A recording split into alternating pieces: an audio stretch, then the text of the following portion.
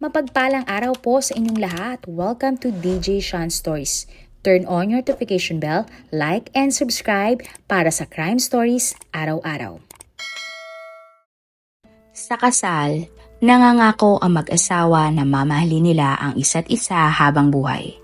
Sila din ay magsasama sa hirap man o ginhawa hanggang sa paghiwalayin na lang sila ng kamatayan. Subalit sino ang mag-aakala na maagang maghihiwalay ang isang mag-asawa sa Amerika? Halos 8 araw lang matapos ang kasal dahil lang sa honeymoon? Yan ang storya ng ating kwento ngayon. Ang pagkatuklas. July 12, 2013, 2 babae ang hinahanap sa isang bundok ang isang lalaking ilang araw nang nawawala. Ayon sa isa sa mga babae, hinahanap niya ang kanyang asawa at malakas ang pakiramdam niyang nasa baba ng bundok ang kanyang asawa. At nang bumaba nga sila sa bundok, doon na niya natuklasan ang kanyang asawa. Sa kasamang palad, wala ng buhay ang lalaking si Cody. Aksidente kaya ang ikinamatay ni Cody o ito ay sinadya? Ang lalaking biktima ay kinalalang si Cody Johnson, 25 years old. Siya ay ipinanganak ng April 8, 1988 sa Amerika.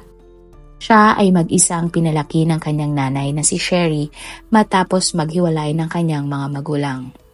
Nag-iisang anak lamang si Cody kaya close na close siya sa kanyang nanay. Kalaunan, lumipat ang mag-ina mula California sa Montana.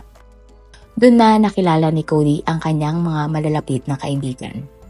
Matalino si Cody na lagi ding top student. Maraming bagay ang gustong ginagawa ni Cody. Siya ay namamangka at nag-hike. Bukod doon, passion niya ang pagkukumpuni ng mga kotse at nakikipagkarera sa kanyang mga kaibigan gamit ang inayos niyang sasakyan. Matapos makapagtapos ng pag-aaral, nagtrabaho si Cody bilang isang gumagawa ng custom-built vehicles. Maganda ang career ni Cody at ayon sa kanyang boss, magaling siya sa trabaho. Ngunit para kay Cody, may kulang pa sa kanyang buhay. Gusto na noon ni Cody na magkaroon ng asawa at sarili niyang pamilya. Taong 2011, nang nakilala ni Cody ang babae na si Jordan Graham o Jane, 21 years old sa isang simbahan. Hindi katulad ni Cody, si Jane ay isang tahimik na babae at relihiyosong tao. Regular siyang dumadalo sa Faith Baptist Church bawat linggo para magsimba at dumalo sa espesyal na okasyon. Ang simbahan ay sentro ng buhay ni Jane. Bukod doon, gusto din ni Jane na ikasal at magkaroon ng mga anak. Lumaki si Jane na naniniwala na walang dapat mangyari sa isang magkasintahan hanggat hindi sila kinakasal. Mahiyain si Jane pero kahit na ganon, malapit ang loob niya sa mga bata. Nakahiligan ng dalaga na alagaan ang mga bata at sila ay pasayahin. Nagtatrabaho noon si Jane sa isang daycare center. Mas malapit pa nga si Jane sa mga bata kaysa sa kanyang mga katrabaho. Kahit na magkaiba ang ugali ni Cody at Jane, sila ay naging mabuting magkaibigan. Kalaunan, niligawan ni Cody si Jane at nagkaroon sila ng relasyon.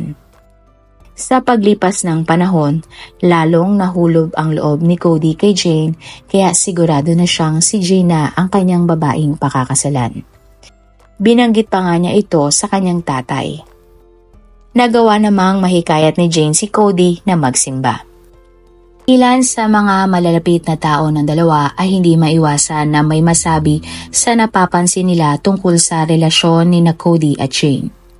Base sa kanilang obserbasyon, tila one-sided lang ang relasyon ng dalawa. Ayon sa best friend at katrabaho ni Jane na si Hannah, mahal ng kanyang kaibigan si Cody. Pero wala siyang nakikitang effort na ginagawa nito para sa relasyon nila ni Cody. Napansin niyang gusto lagi ni Cody na magdi-date sila ni Jane, ngunit laging gumagawa ng dahilan si Jane para hindi ito matuloy.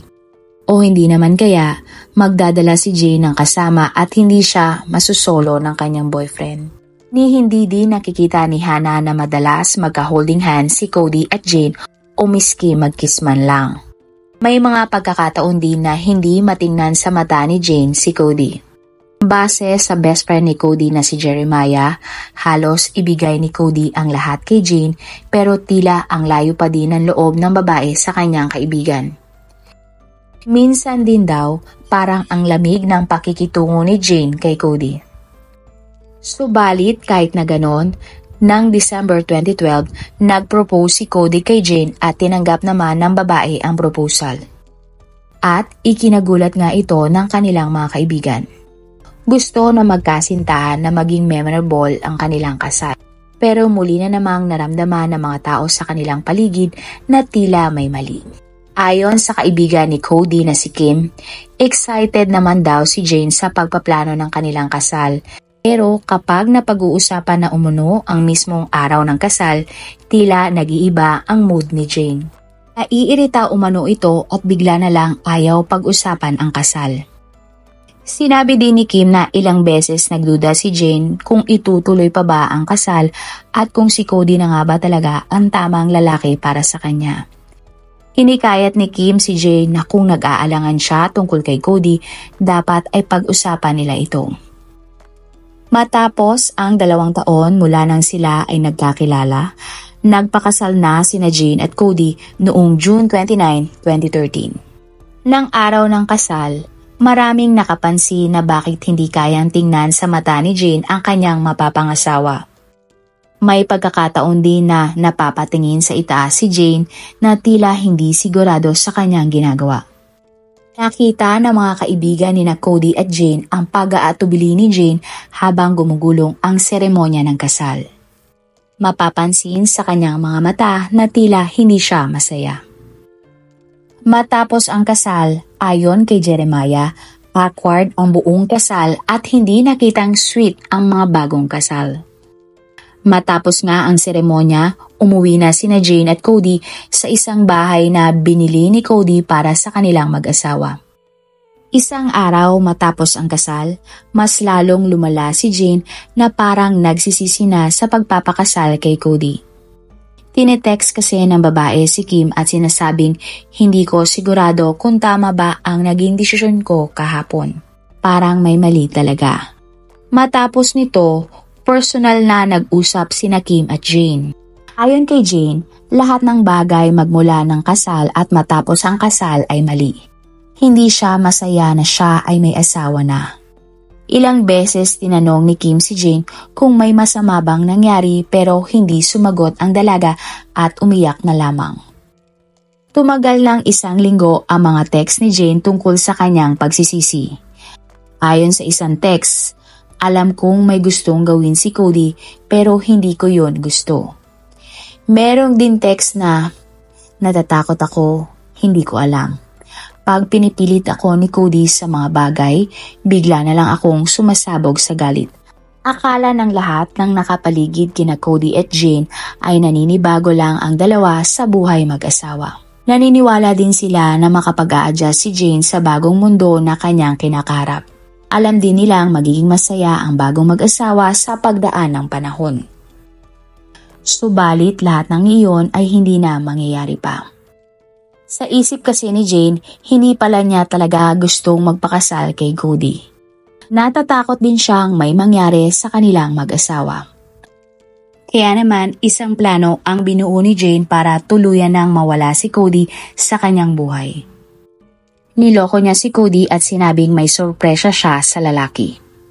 Pumayag naman si Cody at excited siya sa inihahanda ng kanyang asawa. Ang pangyayari. July 7, 2013, nagpunta si Cody at Jane sa Glacier National Park.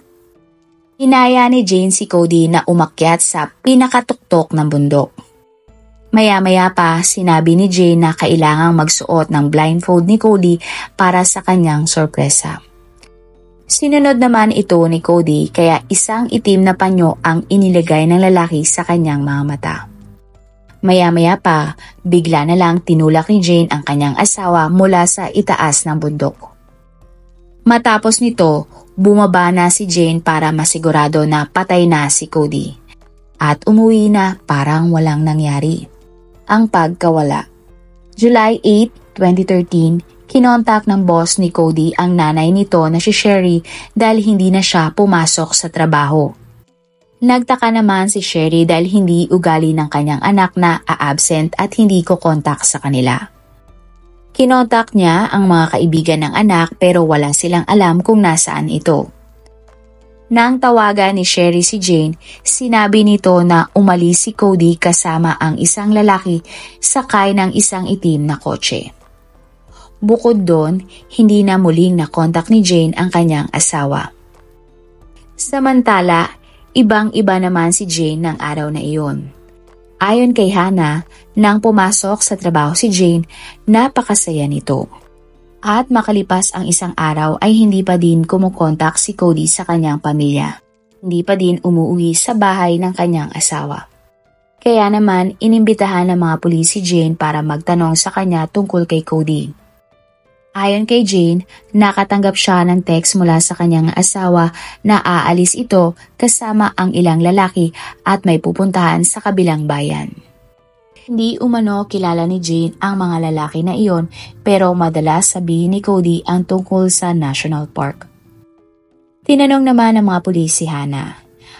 At ayon sa kanya, sinabi sa kanya ni Jane na hindi naman sila nag-away ni Cody noon bago mawala ito. Dagdag pa niya, kinuwento daw sa kanya ni Jane na bago umalis ang kanyang asawa, may pinagtalunan silang dalawa. Nasaktan pa nga ni Cody si Jane bago tuluyang lumabas ng kanilang bahay. Nang malaman ito ng mga pulis, nagduda sila kay Jane bakit magkaiba ang salaysay nito sa kanyang mga kaibigan. Mas lalo pa silang naghinala dahil hindi si Jane ang nag-report na nawawala ang asawa. Matapos ang 2 araw ng pagkawala ni Cody, nagsimula na siyang hanapin ng kanyang nanay at mga kaibigan. Chinek nila ang social media ng lalaki kung may post ito at maging ang bank account. Subalit wala silang nakuhang kahit anong bakas kung nasaan si Cody. Ilang beses tinanong ni Kim si Jane kung ano ba talaga ang nangyari bago mawala si Cody. Pero imbis na magkwento, nagalit si Jane dahil paulit-ulit na lang daw siyang tinatanong tungkol sa pagkawala ni Cody. Sa inis niya, tinanggal daw ni Jane ang kanyang wedding ring at hinagis ito. Nalito si Kim noon bakit tila hindi nakikipag-cooperate si Jane sa paghahanap kay Cody at napansin na paiba-iba ito ng kwento simula pa ng una. Nagsimula nang magduda si Kim kaya ng gabi na iyon ay tinawagan niya si Jane at tinanong kung siya ba ay may tinatago. Hindi naman sumagot si Jane at sinabi lang niya na siya ay pagod na. July 9, 2013, muling pinatawag ng mga pulis si Jane. Diretsyahan siyang tinanong ng mga pulis kung bakit iba ang kanyang kwento at ng kanyang mga kaibigan. Sumagot naman si Jane at sinabing wala na siyang ibang alam maliban sa kung anong laman ng kanyang salaysay. July 10, 2013, nag-report si Jane sa mga pulis tungkol sa natanggap niyang email. Ayon sa email, huwag na daw hanapin ni Jane si Cody dahil patay na ang kanyang asawa. Aksidente umanong nahulig si Cody sa isang bangin sa National Park kung saan siya nag-hiking kasama ang iba pang mga lalaki. Nilapitan din ni Jane si Hannah para ikwento ang na-receive niyang email. Nagulat si Hannah dahil hindi niya nakitaan ng bakas na lungkot si Jane. Nagtaka na si Hannah kung bakit ganon ang reaksyon ng dalaga tungkol sa kanyang asawa. Para sa mga pulis, pinaparating ni Jane na sila ay dapat maniwala sa email na kanilang natanggap at tumigil na sa paghahanap kay Cody. Napansin din nila na tila hindi apektado si Jane at hindi man lang nag-aalala sa totoong nangyari sa kanyang asawa. Isang araw matapos matanggap ang email, bumuo si Jane ng sarili niyang search party para hanapin si Cody. Ayon kay Hannah, nang sila ay pumunta sa search party, masayang nagdadrive si Jane at sumasayaw pa sa tugtog ng radyo. Pag-akyat nila sa National Park, nagpakalat sila ni Jane ng mga posters ng larawan ni Cody. Kasama nila ang mga pulis at inikot nila ang posibleng area kung saan nahulog si Cody. Nang sumunod na araw, muling naghanap si Jane kasama si Hannah. Maraming area na sinuggest si Hannah na pwede nilang puntahan dahil baka andun si Cody. Subalit ayaw umanong puntahan ito ni Jane. Ayon kasi kay Jane, may isang parte ng bundok kung saan may pakiramdam siyang nandun si Cody. Ikinagulat naman ito ni Hannah na tila bakit sigurado si Jane na nandun si Cody. Nagpunta sila ni Jane sa isang loop, isang parte ng national park na napakataas. Sinabi ni Jane kay Hannah na pakiramdam niya ay nasa baba noon si Cody. Hanggang sa bumaba umano si Jane at alam na alam nito ang daan kahit na matarik. Makalipas ang ilang sandali, narinig na lang ni Hannah si Jane na sumisigaw at sinasabing, "Nakita ko na siya at andito si Cody." Ipinaalam ng dalawa sa mga pulis ang kanilang nadiskubri. At namang nagtungo ang mga ito kung nasaan si Jane. Kinumpirma ng mga pulis na ang labinga na kanilang nakita ay si Cody. Tinanong nila si Jane kung paano niya nalaman kung nasaan si Cody. Sumagot umano ito na tulong daw ng Holy Spirit kaya niya natukoy kung nasaan ang kanyang asawa. Sinabi din ni Jane na yun daw ang lugar na gustong makita ni Cody bago siya mamatay. Nalungkot naman ang mga kaibigan at kapamilya ni Cody sa kanyang sinabi. Hindi nila akalain na sasapitin iyon ng napakabait na tao tulad ni Cody. Samantala, si Jane naman ay ni minsan hindi umiyak sa pagkawala ng kanyang asawa. Sinabi pa nito na dahil nakuha na ang katawan ni Cody ay dapat tigilan na sila ng mga pulis. Sa libing ni Cody, napansin ng mga kaibigan niya na nagsiselfone lang si Jane at hindi man lang nagdadalamhati sa pagkamatay ng kanyang asawa. Nang oras na iyon, sigurado na si Kim na may kinalaman talaga si Jane sa nangyari kay Cody. Ang investigasyon. Ayon sa mga pulis, tinatayang nasa 300 feet ang taas ng pinagbaksakan ni Cody. Marami siyang tinamong mga pinsala kaya tuluyan siyang nasawi. Isang itim din na tela ang nakita sa crime scene. Nalaman ng mga pulis na peke ang email na sinasabi ni Jane. Ang IP address na ginamit ng email ay nagmula sa bahay ng mga magulang ni Jane. Nakakuha din sila ng mga ebidensya na magkasama pala sina Jane at Cody nang ito ay mawala. Nakunan ang kotse ni Jane ng CCTV sa entrance ng parke kung saan nga nakita ang labi ni Cody. Bukod doon, ang cellphone na mag-asawa ay na-detect na parehong nasa parke ng araw na mamatay si Cody. Lahat ng ito ay indikasyon na totoo ang kutob nilang may kinalaman si Jane sa pagkamatay ni Cody. Isang araw matapos ang libing, dinala muli si Jane sa police station para sa interogasyon. Doon ay ipinakita ng mga pulis ang lahat ng ebidensya laban sa kanya. Maya-maya pa, umiyak na lang ito at inamin ang krimen. Ayon kay Jane, nagpunta nga sila ni Cody sa parke. Tinahak daw nila ang daan papunta sa itaas ng bundok pero nag-alinlangan si Jane dahil natatakot siya sa daan. Pero sinabi ni Cody sa asawa na huwag matakot dahil siya mismo ay kayang maglakad nang naka-blindfold pa. Sinabi din ni Cody kay Jane na kaya niyang maglakad nang may takip sa mata ngunit hindi siya mahuhulog. Nagtalo ang mag-asawa dahil sa tingin ni Jane, delikado ang ginagawa ni Cody at pwede silang mahulog. Pero pinipilit daw ni Cody na hindi siya malalaglag. Hanggang sa naglagay na si Cody ng blindfold sa mata. Hinila ni Cody ang kamay ni Jane at sa gulat ni Jane, naitulak niya si Cody at ito ay nahulog. Sinabi ni Jane sa mga pulis na siya ay prinubok ng kanyang asawa kaya naitulak niya ito, nahulog at namatay. Bukod doon, dininay ni Jane na plinano niyang patayin ang kanyang asawa, nadala lang siya ng galit dahil sa kanilang away kaya naitulak niya si Cody. Pero hindi naniniwala ang mga pulis kay Jane kaya paulit-ulit siyang tinanong ng mga ito. Makalipas naman ang isang oras, umamin si Jane na talagang sinadya niyang itulak si Cody.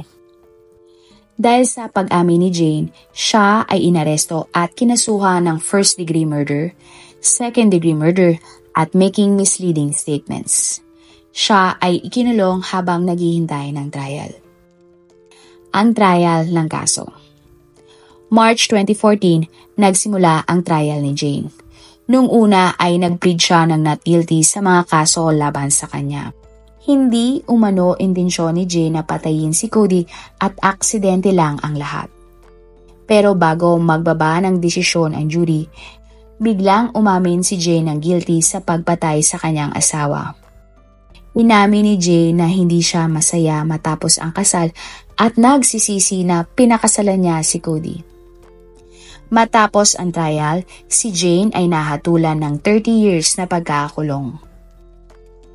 Masakit para kay Sherry ang sinapit ng kanyang anak. Pero mas nadagdagan pa ito nang mapatunayan si Jane pala ang pumatay kay Cody. Hindi naman makapaniwala ang mga kaibigan na mag-asawa na kayang gawin ni Jane ang krimen sa sarili niyang asawa. Sa tingin nyo, ano kaya talaga ang motibo ni Jane at nagawa niyang itulak at mapatay ang kanyang asawa? Posible kayang dahil sa honeymoon at natatakot siya sa gagawin sa kanya ni Cody? Marami pong salamat sa inyong panonood. Meron ba kayong mga kwento na gusto nyong i-share sa ating mga manonood? O kung may personal po kayong kwento na gusto nyong i-feature sa ating channel, i-comment down below nyo lang ang inyong mga suggestions. Para naman po sa dagdag kalaman, i-subscribe nyo din po at i-follow ang ating iba pang YouTube channel katulad ng Tagalog Facts and Mysteries by DJ Sean at Manila Boy Wonder Philippines. Marami pong salamat sa pagsuporta nyo sa aming mga channel. God bless everyone!